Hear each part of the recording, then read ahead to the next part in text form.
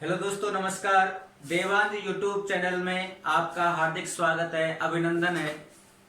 एक बार फिर से हाजिर हूँ आपकी सेवा में वर्ण विचार का टॉपिक लेके उसी वार्ता को आगे बढ़ाएंगे। लॉकडाउन चल रहा है, सभी लोग घर में होंगे। लोग कहते हैं घर पर हैं, लेकिन ये व्याकरण की दृष्टि से वाक्य अशुद्ध है, क्योंकि पर नहीं में है। ये थोड़ी धूप में ऊपर ही बैठे रहेंगे, तो घबराने की जरूरत नहीं है। समय का सदुपयोग करें, फिर से दुनिया चालू होगी, हम भी भीड़ में जाएंगे और सब कुछ वही काम फिर से स्टार्ट होगा। ऐसी कोई बात नहीं है। तो हम अपनी वार्ता को आगे बढ़ाते हैं। वर्ण विचार में हमने स्वरों का अध्ययन किया था। उसके बाद में दो वर्ण और आते हैं, मैं चर्चा करने वाला हूं।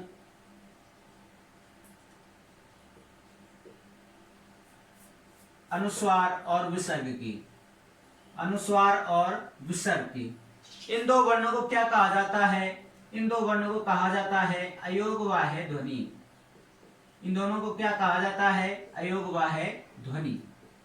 ना तो इनको हम स्वर कह सकते हैं और ना ही हम इनको व्यंजन कह सकते हैं, इसलिए इनका अलग ही नाम पड़ा और वह नाम पड़ा अयोगवाह्य ध्वनि।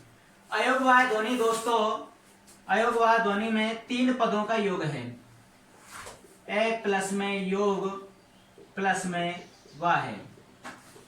ए का अर्थ होता है नहीं, योग का मतलब योग अथवा जोड़, और वाह का मतलब चलना। अर्थात जिन ध्वनियों का योग नहीं होने पर भी हमारी हिंदी भाषा की वर्णमाला में साथ साथ हैं, इसलिए उनको क्या कहा जाता है? अयोगवाह्य ध्वनि कहा जाता है। पंडित किशोरीदास वाजपेयी का मानना है, पंडित किशोरीदास वाजपेयी का मानना है कि ये ध्वनियां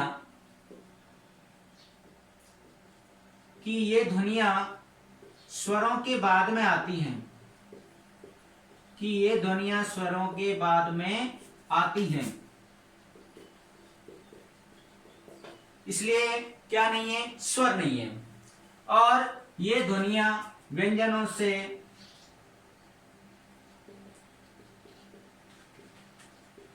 पूर्व में आती हैं, पूर्व में आती हैं, इसलिए क्या नहीं है? व्यंजन नहीं है।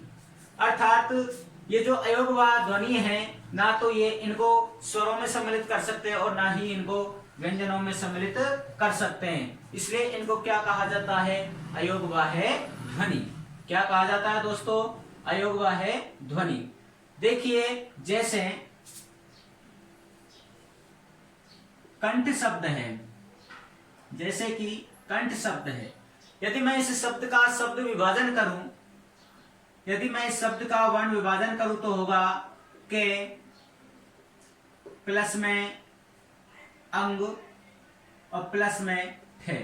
तो देखिए दोस्तों, ये ध्वनि किसके बाद में आई है? स्वर के बाद में आई है। स्वर के बाद में आई है और व्यंजन से कहां पर आई है? पहले आई है।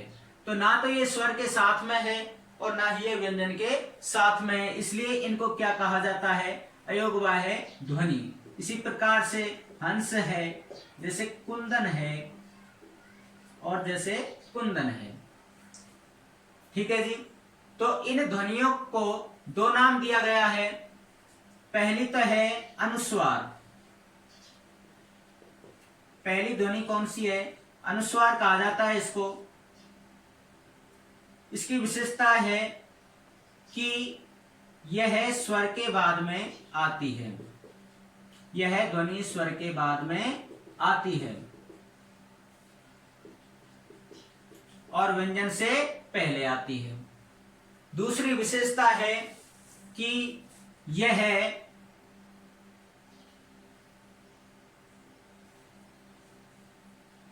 कि इसकी मात्रा दीर्घ होती है। इसकी मात्रा कैसी होती है दोस्तों? दीर्घ। दीर्घ का मतलब गुरु। इसकी मात्रा दीर्घ होती है। और जो दूसरी ध्वनि है वो है विसर्ग। विसर्ग को इस प्रकार दर्शाया जाता है, यह भी स्वर के बाद में आती है और अनुस्वार ध्वनि भी स्वर के बाद में ही आती है और अनुस्वार को इस प्रकार से दर्शाया जाता है। ये तो थोड़ा परिचय था हमारी अयोगवाह ध्वनियों का। आगे स्वरों के बाद में चर्चा करते हैं हम व्यंजनों की। व्यंजन वर्णों को पढ़ेंगे। जैसा कि हमने स्वरों के बारे में पढ़ा, स्वरों की संख्या होती है 11। स्वरों की संख्या होती है 11। इसी प्रकार अब हम व्यंजनों के बारे में बड़ा ही विस्तार से पढ़ेंगे। व्यंजन वर्ण। दोस्तों, स्वरों की संख्या पढ़ी थी, तो व्यंजनों की संख्या कितनी होती है मित्रों? 33। और स्वरों की संख्या हम पढ़ चुके हैं, स्वरों के बारे में भली बातें जान चुके हैं। स्वरों की संख्या होती है 11 और व्यंजनों की संख्या होती है 33। तो अध्ययन की इसकी परिभाषा के बारे में बात कर लेते हैं पहले। तो व्यंजन की परिभाषा। दोस्तों, व्यंजन का शाब्दिक अर्थ होता है पकवान। व्यंजन का शाब्दिक अर्थ क्या होता है? पकवान। और पकवान जो शब्द है वो तद्भव शब्द है। पकवान जो शब्द है वो तद्भव शब्द है। जब हम इसको तत्सम रूप लिखेंगे पकवान का, तो वो होगा पकवान, पका हुआ अन्न। ये तो क्या हुआ इसका शाब्दिक अर्थ। व्यंजन का शाब्दिक अर्थ होता है पकवान। तो देखिए, परिभाषा की हम बात करते हैं। पूर्व की वीडियो में हम जान चुके हैं कि स्वर किसे कहते हैं और व्यंजन किसे कहते हैं। एक बार फिर से मैं दोहरा देता हूं कि व्यंजन किसे कहते हैं। यानी जिन ध्वनियों का उच्चारण स्वरों की सहायता से किया जाता है। जिन ध्वनियों का उच्चारण स्वरों की सहायता से किया जाता है। स्वरों की सहायता से किया जाता है,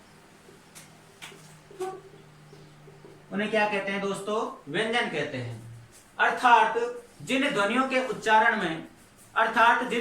उच्चारण में हवा हमारे फेफड़ों से निकलकर किसी रुकावट के साथ, बाधा के साथ हमारे मुख विवर से बाहर निकलती है, उन्हें क्या कहते हैं? व्यंजन कहते हैं। क्या कहते हैं? व्यंजन कहते हैं। और व्यंजनों की संख्या हिंदी में होती है 33। व्यंजनों की संख्या कितनी होती है दोस्तों? 33। तो इस प्रकार से व्यंजनों की संख्या हुई 33 और स्वरों की संख्या कितनी होती है? स्वरों की संख्या होती है 11। तो इस प्रकार से जो मूल वर्ण हैं, अर्थात हिंदी भाषा में जो मूल वर्ण है, उनकी संख्या होती है 44। कितने होती है दोस्तों? 44 होती है। और जो कुल वर्ण है संयुक्त अक्षरों सहित, उनको मिलाकर के हिंदी भाषा में संख्या हो जाती है वर्णों की 48। वैसे हिंदी भाषा में कुल 52 ध्वनियां हैं। कुल कितनी ध्वनियां हैं? 52 ध्वनियां हैं। बात हम यहाँ पर अभी फिलहाल व्यंजनों के बारे में कर रहे हैं। तो अब हम व्यंजनों का वर्गीकरण करते हैं। सबसे पहला जो वर्गीकरण करते हैं हम, वो आता है अध्ययन की सरलता के आधार पर। अध्ययन की सरलता के आधार पर। अध्ययन की सरलता के आधार पर। तो दोस्तों, अध्ययन की सरलता के आधार पर व्यंजन वर्णों का वर्गीकरण 3 प्रकार से किया गया है। कितने प्रकार से किया गया है? 3 प्रकार से किया गया है। तो उसमें सबसे पहला आता है स्पर्श व्यंजन। सबसे पहले आता है स्पर्श व्यंजन। नंबर 2 पर आता है अंत्यस्थ व्यंजन। नंबर 2 पर आता है अंत्यस्थ व्यंजन। और नंबर 3 पर आते हैं ऊष्म व्यंजन। नंबर 3 पर आते हैं ऊष्म व्यंजन।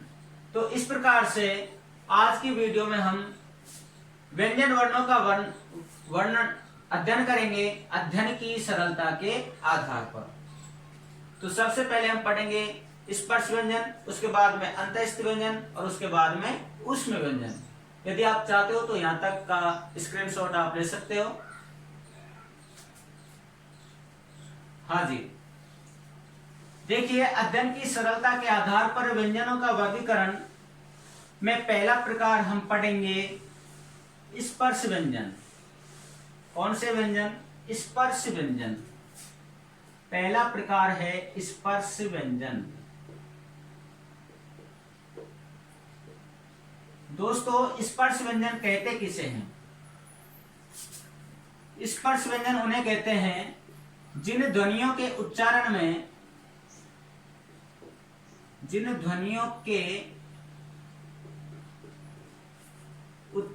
में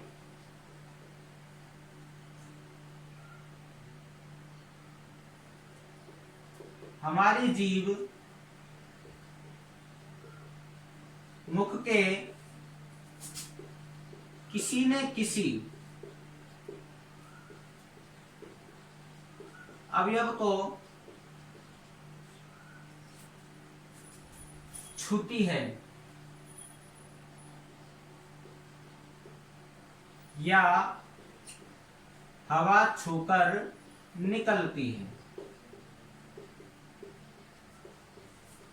यानी स्पर्श व्यंजन उन ध्वनियों को कहा जाता है जिन ध्वनियों के उच्चारण में हमारी जीभ मुख के किसी न किसी अवयव को छूती है या किसी न किसी अवयव को छूकर हवा बाहर निकलती है, उन्हें क्या कहा जाता है? स्पर्श व्यंजन कहा जाता है।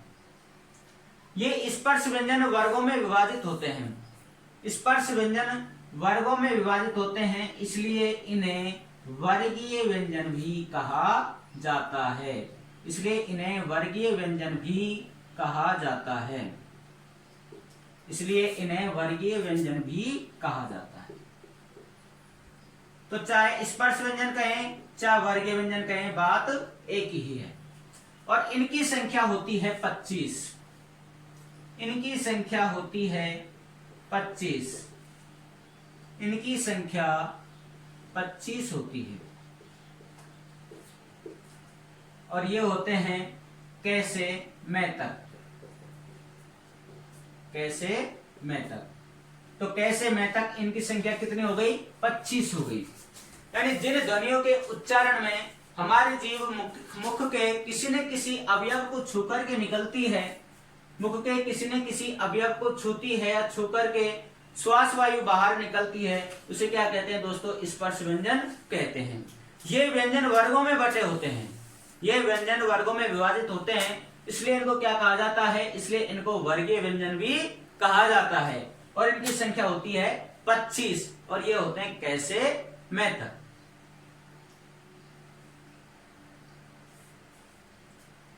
एक बार आपको लिख के बता देता हूं मैं, यहां तक का आप स्क्रीनशॉट ले सकते हैं। इनकी संख्या 25 होती है जी। देखिए ये वर्गीय व्यंजन होते हैं, अर्थात ये वर्गों में बटे होते हैं। तो कितने वर्गों में बटे होते हैं? 5 वर्गों में। कितने वर्गों में? 5 वर्गों में। 1 2 3 4 5। दोस्तों ये मत सोचना कि हम जानते हैं इनको तो कैसे मैं तक को। मैं कुछ आपको नई बात बताने का प्रयास करता हूं, इसलिए देखिए ध्यान से देखेंगे। मैं आपको कुछ ना कुछ नया बताऊंगा यहां पर। तो पहला वर्ग आता है हमारा क वर्ग। तो सबसे पहली बात तो यह है कि अब हमें क वाली लाइन नहीं बोलना है। यदि यहां से कोई वर्ण आता है तो आपको बोलना है क वर्ग। तो क वर्ग में 5 वर्ण कौन कौन से होते देखिए। पहला होता है क, दूसरा होता है ख, तीसरा होता है ग, चौथा होता है घ और पंचमा अक्षर होता है ञ। तो देखिए हम बचपन में बोलते थे, साचार्य विधि के अंतर्गत आता है कि जैसे हम क को बोलते थे क कबूतर, ख को बोलते थे ख खरगोश। लेकिन अब वो साचार्य विधि का हमें यूज नहीं करना है। अब हमें इसको बोलना है ककार, इसको बोलना है खकार, इसको बोलना है गकार, इसको बोलना है घकार। इस प्रकार से हमें इन वर्णों का उच्चारण करना है, क्योंकि वर्ण विचार कहते किसे हैं। मैंने फर्स्ट वीडियो जो वर्ण विचार की थी उससे मैं बताया था कि जो हमें वर्णों के शुद्ध लेखन, उच्चारण और उनके प्रयोग का ज्ञान कराता है, उन्हें क्या कहते हैं? वर्ण विचार कहते हैं। तो देखिए, क वर्ग का पहला वर्ण होता है ककार, दूसरा होता है खकार, तीसरा ग, चौथा घ और पांचवा ञ। देखिए, इसका उच्चारण जो होता है वो अडे नहीं होता। जैसे स्कूलों में पढ़ा जाता है क, ख, ग, घेड़े, तो इसका उच्चारण डे नहीं होता, इसका उच्चारण डे होता है। तो बताओ, जैसे हम एक शब्द लिखते हैं गंगा, तो ये पंचमाक्षर किसका है? इसी का है। यदि मैं इसको ऐसे लिख दूं तो आप इसको क्या पढ़ोगे? इसका उच्चारण वो होता है जो आप इसको यहां पर बोल रहे हो, अर्थात इसका उच्चारण होता है गंगा, तो इसी प्रकार इसका उच्चारण होता है गे। देखिए, इसके आगे जो बिंदी लगी हुई है, इसका क्या नाम है? इसके बारे में मैं बताता हूं। एक खाली खाका मैं आपको बताता हूं कि हिंदी भाषा देवनागरी लिपि में लिखी गई है। इसको बोलते हैं खड़ी पाई और इसको बोलते हैं शिरोरेखा। इसको बोलते हैं खड़ी पाई और इसको बोलते हैं शिरोरेखा। तो एक तो इसके ऊपर बिंदी लगाई जाती है, एक बिंदु तो शिरोरेखा के ऊपर लगाया जाता है, और एक बिंदु ये यहां पर लगाया जाता है, और एक बिंदु यहां पर लगाया जाता है, और एक बिंदु यहां पर लगाया जाता है। तो ये कितने बिंदु हुए? 4। इन चारों बिंदुओं के क्या क्या नाम हैं वो मैं अभी आपको बताता हूं। ये जो ऊपर बिंदु लगाया जाता है, इसका नाम है दोस्तों अनुस्वार, जो अयोगवाय ध्वनि के अंतर्गत हम अभी पढ़ चुके हैं। और ये जो बिंदु है, ये क वर्ग का पंचमाक्षर होता है।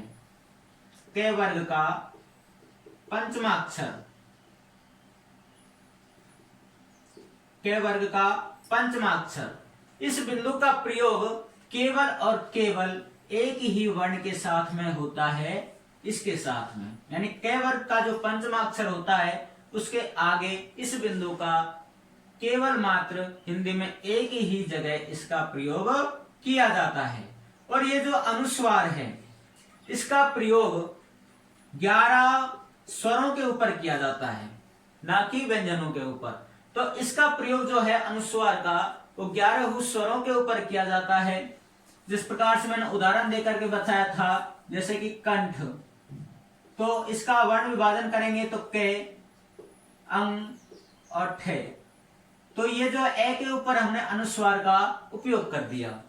तो इसी प्रकार से ये जो अनुस्वार है, इसका प्रयोग किया जाता है 11 स्वरों के ऊपर। और ये जो बिंदु है जो खड़ी पाई के आगे लगाया जाता है, ये क वर्ग का पंचमाक्षर होता है, और इसका प्रयोग केवल हिंदी भाषा में एक ही जगह किया जाता है।